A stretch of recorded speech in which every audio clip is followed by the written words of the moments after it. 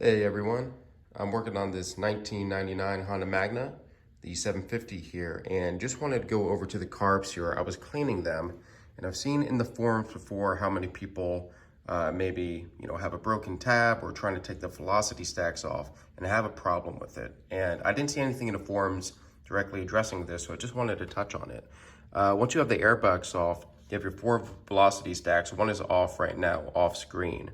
But as you could see, they each have some screws that we need to take off, and those look like this up here.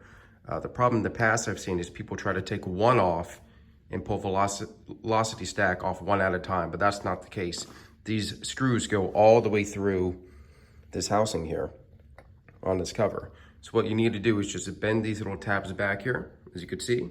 Take all the screws out for every single velocity stack, and then that will free up this entire plate here. So you can see I can move the whole thing, take it off.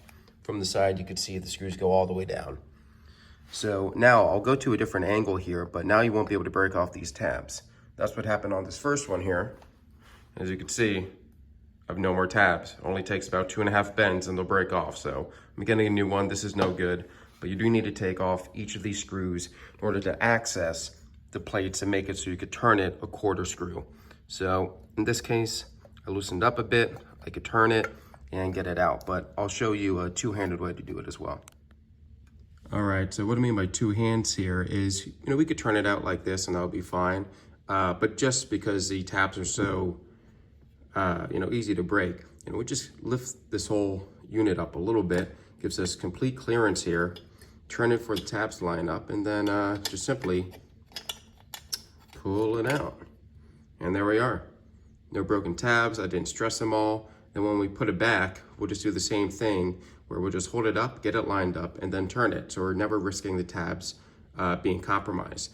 What I will do at the bottom here, this bottommost tab, I'm gonna make sure that lines up underneath this half section here. Then I'll be able to line it up with the channels here on the inside. So there's one there, there, and there, and then be able to turn it in place. So won't be able to see the bottom, but let me lift this up.